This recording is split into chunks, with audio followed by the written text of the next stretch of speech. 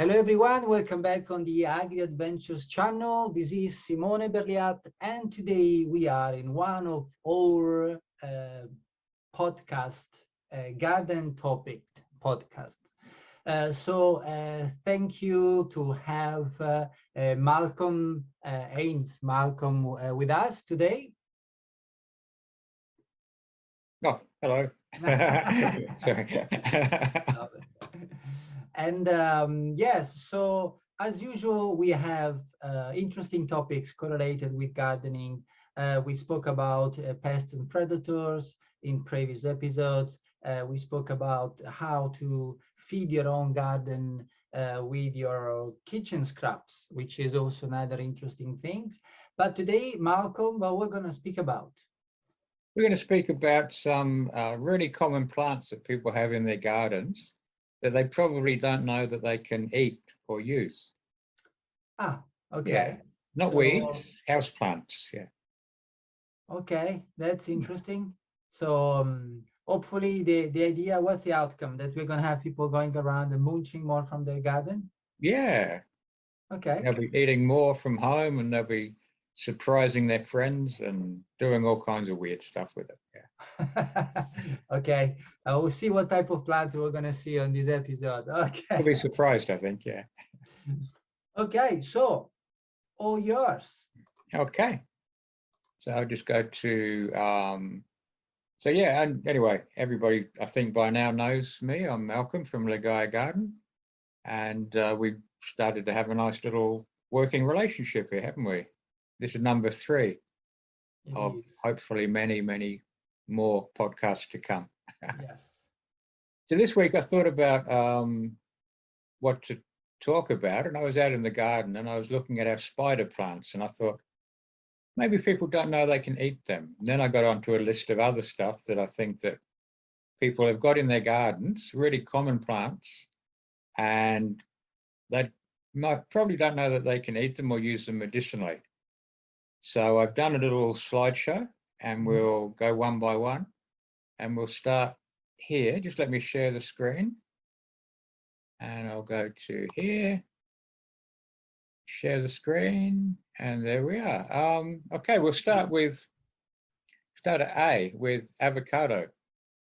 So avocados grow well here in South Australia, and everybody knows that you can eat the fruit.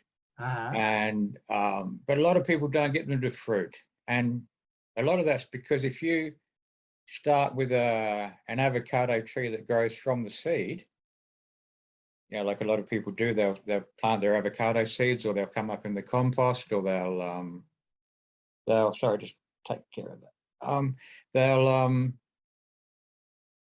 just they sit them on glasses and get the roots to come out and the shoots, all fun.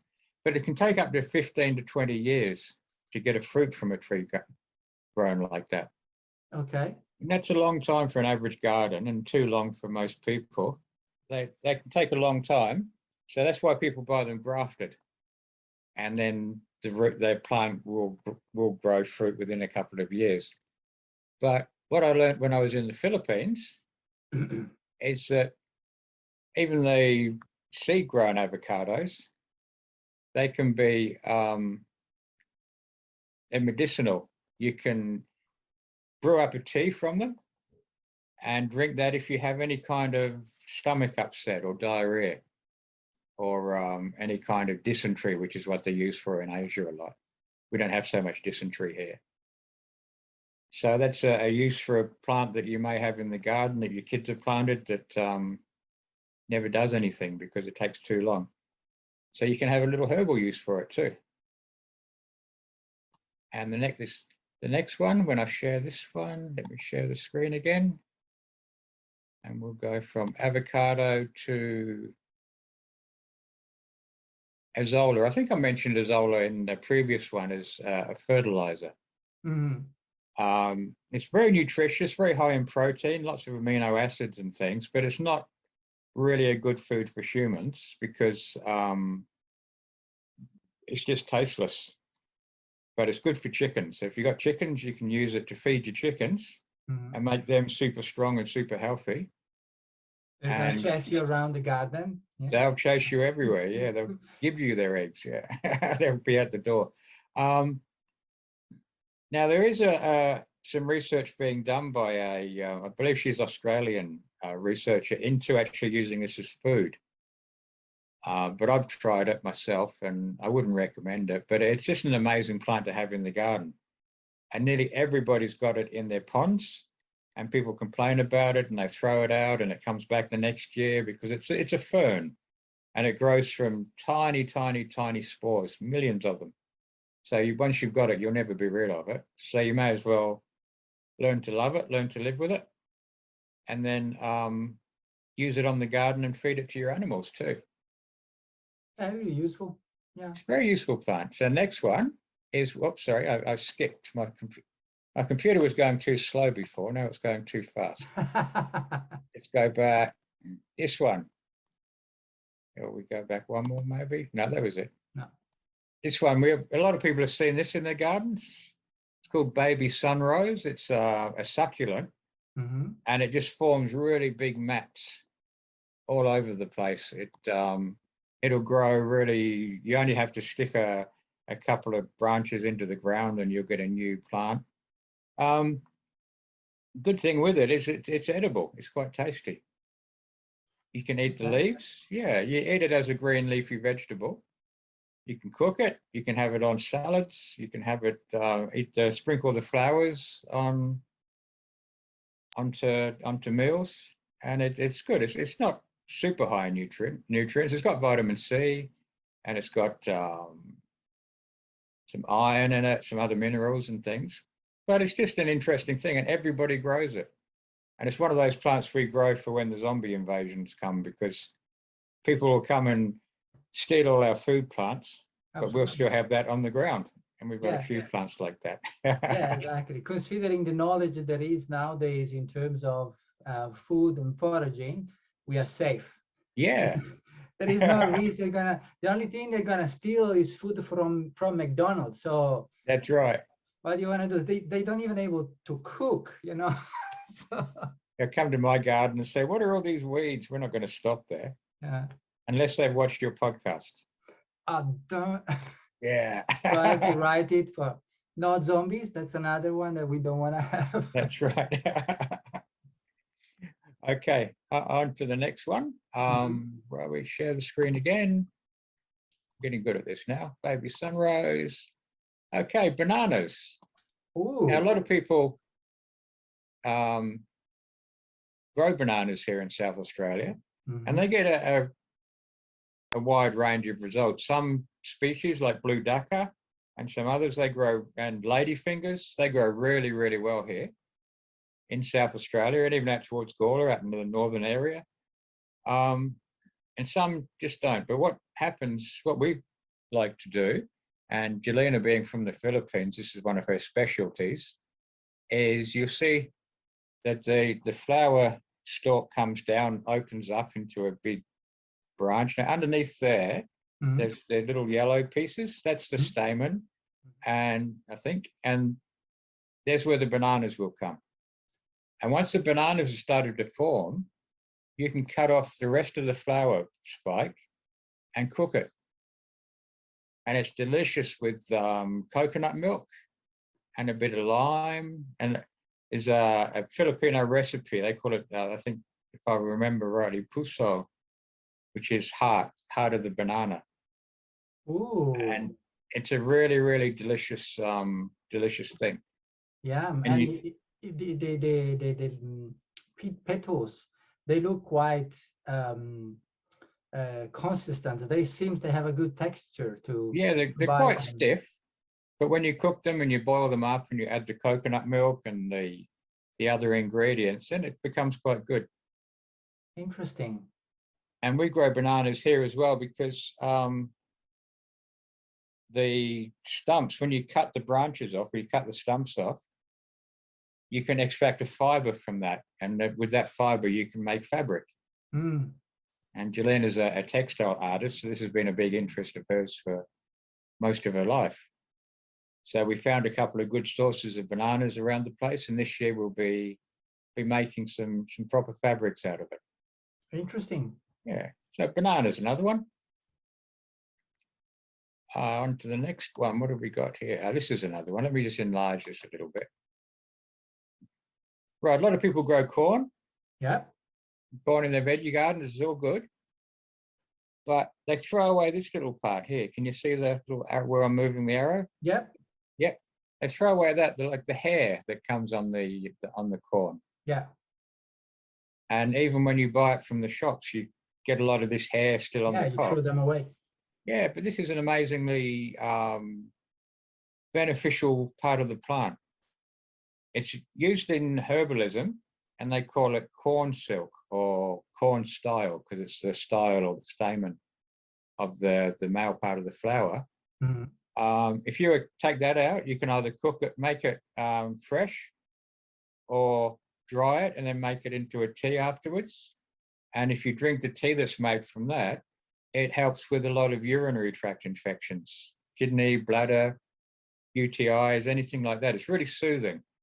Interesting. It has a way of getting everything through the digestive tract and then to the urinary tract. And it helps to soothe all those inflamed membranes and helps to relieve the pain, helps to ease. It's a diuretic, so it helps you to urinate. And it calms and soothes everything else on the way through so the urine can pass out. And you help to relieve the infection a lot better that way. Nice. So if you see it even at the supermarket, when you buy them, just grab it, put it in a jar, keep it as a tea, and then use it when you need it, especially summer. Summer's the time you need it because a lot of people get dehydrated and worn out, and that leads to urinary tract infections, kidney infections, bladder infections. So this is one of the solutions for it. Okay, next one. Where's my arrow? I wonder if the arrow's not coming up. Disappeared. Remove the arrow. Where's my arrow? Gone. That's okay.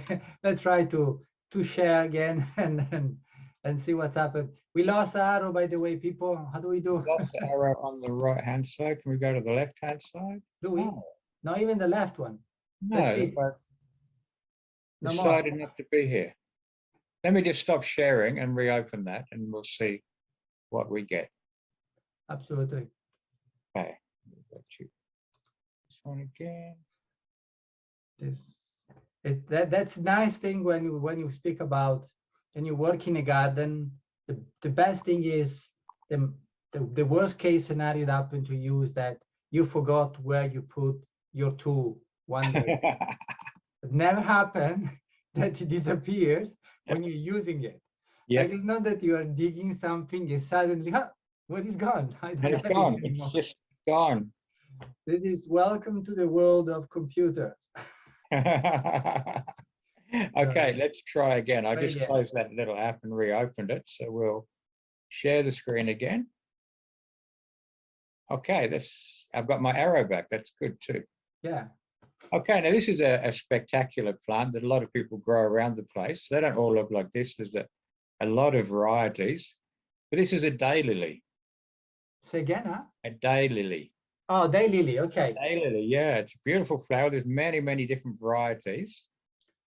It's actually not a lily. Yeah, now I'm thinking that we're gonna eat it somewhere because at this point we had the banana and then. Yes. Oh, you can eat this, of course. The whole of the plant is edible. The whole of the plant, the flowers, okay. the leaves, the stem. So it doesn't make a tuber like true lilies. It's called a lily because that's the common name for it, but it's not actually a lily because a lot of lilies have components in them, parts that will make you sick. Mm-hmm. But daylilies, you can eat the whole plant. And my favorite part is to eat these stamen, the pieces that come out the middle of the flower. Mm-hmm. I just pick them as I walk around and chew on them. They're crunchy, they're like juicy, they've got a little sweet taste, and they're quite nice. But I've got to make sure I don't eat too many of them. Otherwise the plant can't reproduce properly. Exactly. But there are so many different varieties of them. But make sure it's a daylily, not any other kind of lily. Yes. Otherwise, Otherwise, otherwise we're going to be sued. you'd be in trouble. Yeah. Emulacorus, I think these are called. So yeah, they make sure they're daylilies. It's got to say that on the label. Mhm. And next we go to one that, did we get this one? Okay. People might recognize this one. It's a vine. It grows, has these long flower spikes. Mhm. Very, very thick and dense vine. And also it has, if I can get my, it grows these bulbs on the vine itself, and they drop off and they form new plants, and they make, they're one of the reasons why the plant can be a real pest in the garden as well, because every one of those little bits will grow a new vine from it. It's And the they first break time off that so I see easily. actually this plant. Interesting. Yeah.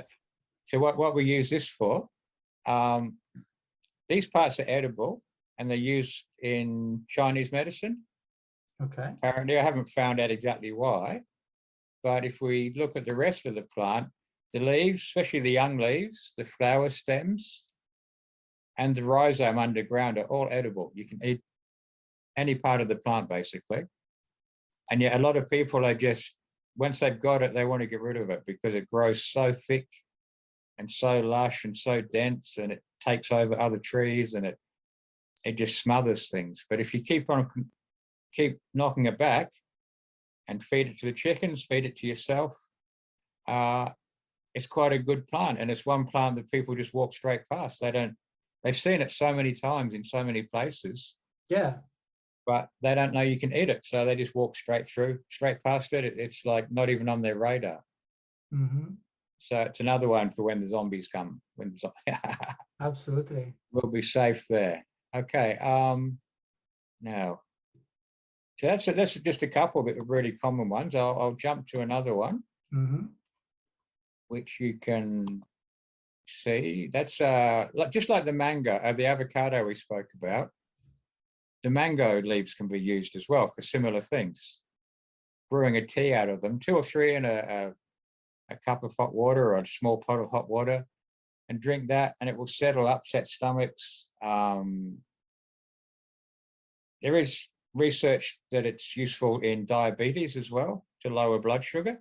Mm-hmm. But generally we use it in a general herbal tea blend with the avocado leaves and the mango leaves, and then work from there. So it's another one. It's some people have mango trees, so I'll jump back to that one. Yeah. Have mango trees, but they never flower or they never get any fruit out of it, so they get really disappointed with them. So this one, now you know that you can use it for a stomach upset problem. You can have it as a tea.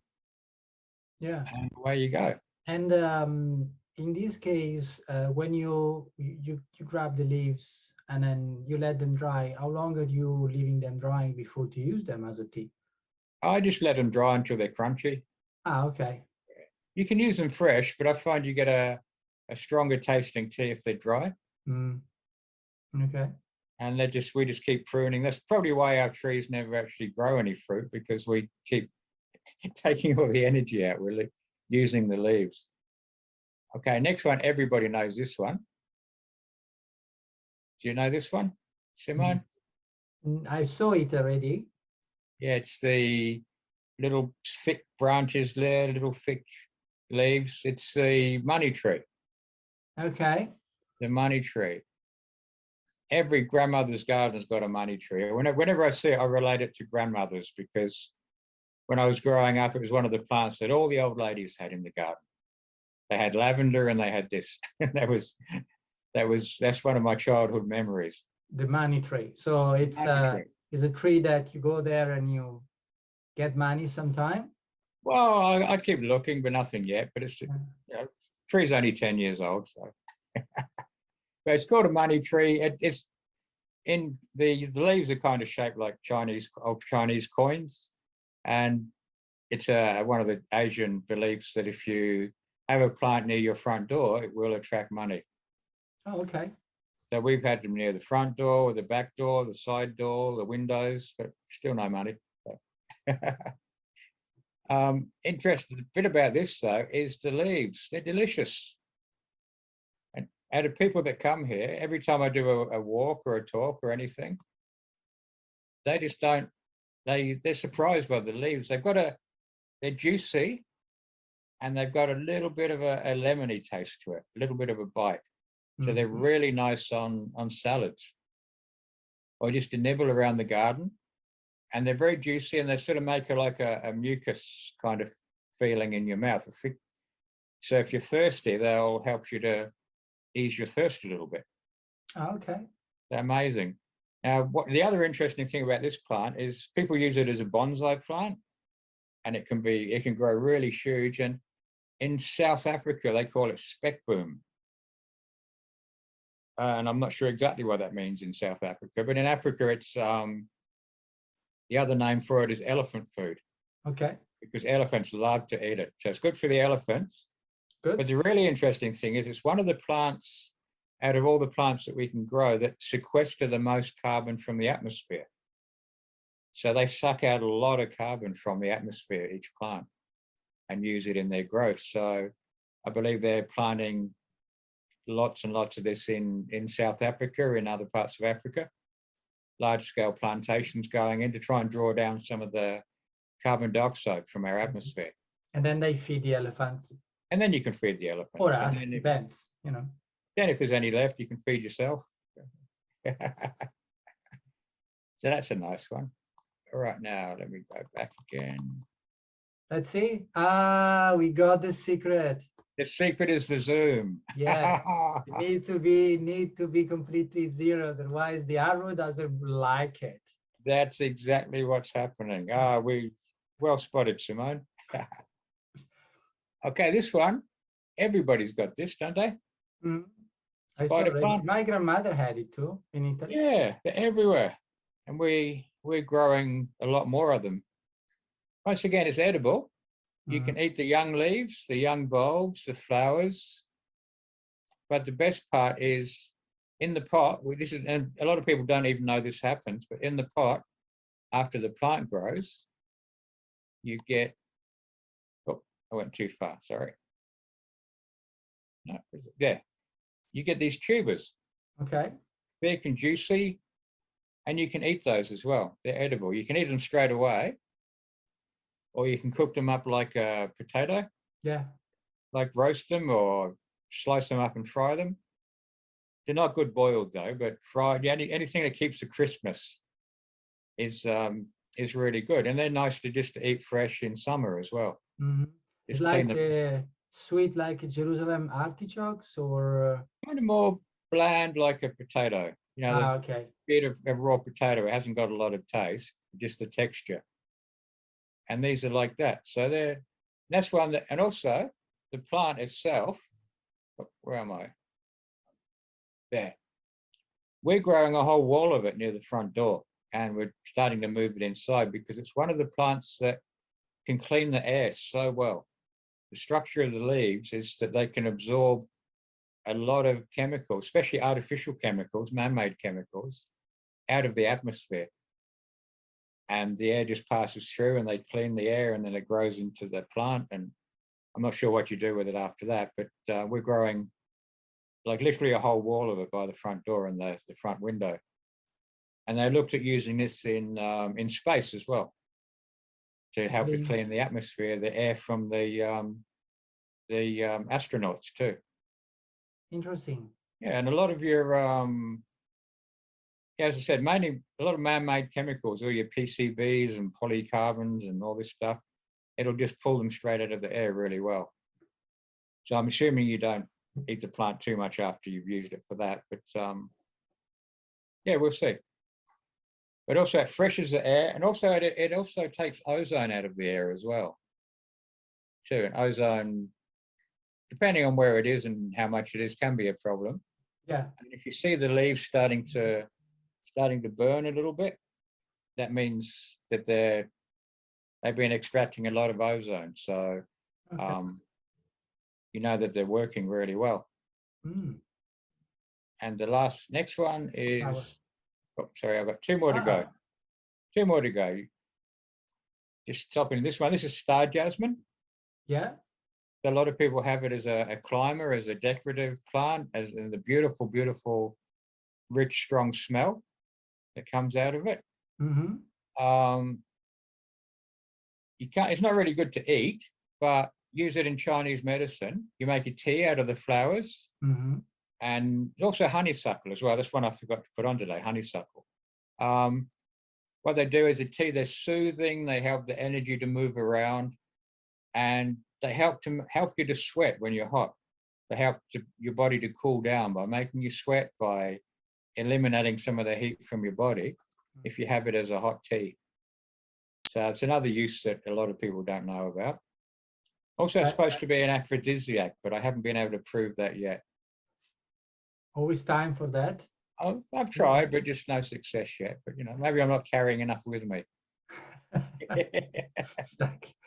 I carry a say, with a bag, 2 kilograms. Yeah, take this. That is a good dose, I can say. Well, I know that they use also jasmine in teas. So interesting. I've been visiting China, and I've been visiting a couple of tea museums where also they produce tea, and there were so many different varieties, and they generally don't explain much what was the use of the tea. Right. But definitely there are use of different type of teas for different situations. So definitely that's really, really interesting. It's also a painkiller as well because it reduces inflammation in your body. Uh-huh. So the inflamed area doesn't swell as much, doesn't have as much inflammation, and relieves some pain that way too. So it's pretty good like that. And now we're up to the last one of the day. Oh, sorry, I should go sharing. This is the last one I have prepared, but this is one a lot of people will be very surprised about. That's it. Let's go to share that one. All right, yucca trees. Oh, okay. You've seen these around the place, spiky. Yeah. Yeah. How do you eat them? These are interesting. The flowers, if you eat them, you have to cook them first, otherwise they can upset your stomach a bit. Okay. But they're edible. They can taste just like a cabbage. To me, they taste like cabbage. Other people have said they got different tastes, but I reckon they're just like cabbage. So every year you get these big spikes coming off of the tree, and so why not use them? And the side of the leaves as well, they have a fiber in them. You can extract a thread from those, and you can use that to do weaving with. And also the roots and the base of the stems are edible as well. But I mainly just go for the flowers because they're easier to access, and you don't have to kill the plant. Yes, exactly. Yeah, so that's another one a lot of places have, and beautiful flowers too. Big. This one's down by the parklands at the in Adelaide. So there's some giant species there as well. So that was it. That's what I sort of had prepared for the day. So, okay. So if you're going to stop to share, and I need a second because I didn't know what we're going to speak about today, but probably I have one too. I need to go and grab it. Give me one second. Yeah. And obviously no pictures. That's going to be on camera. Okay, so let's see if. Have a look. Can you hold it a little closer? Yep. So side. It's a ground cover, isn't it? It sits on the ground and spreads out. It looks like purslane. The leaves are thick. It's a purslane. Yeah. Oh, that's an amazing plant. Amazing. Yep, just like that. So yummy. Highest levels of omega-3 fatty acids from any plant, and an amazing supply of other nutrients like vitamin C. And it's especially good for women and for men as we get older, because what the omega-3 acids do, the fatty acids, they transport hormones around your body. Okay. So your body, you might not be short of hormones for whatever reason, especially as we get a little bit older, but your body might not be transporting them properly because they're moved around on fats and fatty acids. So by eating this, you get the nutritional boost, and you get your hormones distributed more efficiently across your body, Okay. and it improves your health a lot. I know people that have, after eating it for one season, they say their skin and their hair have really improved in their quality and their appearance. Okay. So once again, I'm probably not using enough of it. Me too. I have to. But it was really also was really the experience was really fun because I told to my son, you know, and then we have all the garden outside completely covered of it. So I said, can you please pick, you know, bit of this plant from outside? And then he went to pick it up and then brought it in and I say, okay, and I've been washing it and then put it in the salad. And he was like, what? What that is doing is crazy. And then we've been eating on it, and he was really impressed. So I know people who they keep the stems and they ferment the stems. Okay. And they eat those, and they get a nice crispy, tangy taste. Yeah, but I can my see. favorite part is the seeds. So each plant can produce 250,000 seeds in a season. Okay. And they're tiny little black seeds, like poppy seeds. Yeah, they're all on my table now. Yeah, that's it. Yeah. And they have a lot of the oils in them. And you can use them like you do amaranth or quinoa. Okay. Yeah, you can use them the same way. They're very nutritious. Chia as well. So it's good to know because the first time, like now is the season because everything is outside there. They're starting to be dry a little bit. It means that they put out the seeds and now it's time to die. Yeah, and the seeds get everywhere. But without knowing that, last time I thought they were something else. So I've been just, you know, taking the seeds away. Oh, okay. Now I know. Yeah, now you know. But they're interesting as well. Chickens, if chickens eat them, it makes their eggs more yellow. Okay. That's something I haven't proven myself yet, but it's something that's quite common knowledge, common in all the books and references. Okay. So, but what I found about the plant, if you try and grow it, it doesn't want to grow. I've used seeds, I've done everything with it. And the ones that I've successfully transplanted, once you start to look after them, to add water and fertilizer, you get smaller leaves. You get small, tiny leaves, not the big, juicy ones. So it's a plant that likes a lot of neglect. Yeah. Yeah, is that it doesn't care. No. And you look at the nature of the plant too, it spreads out across the surface. Yes. So it's like a Band-Aid. It's like a bandage on the soil, on the dead soil or open soil. And it's got roots that go really deep and they bring up the nutrients from down below and the moisture. And then when the rest of the plant dies off, they drop and become part of the mulch, part of the top layer. And because they've got so many seeds, they're easy to spread. So one of nature's Band-Aids too. Perfect. Okay, so it was an interesting episode. It was just long enough, I can say. Okay. And definitely for who has been following us, you have more information now. So maybe we can start to interact a bit more. If you want to send some of the pictures of you having a sandwich with one of these, or I'd like it would be really fun. It will be interesting.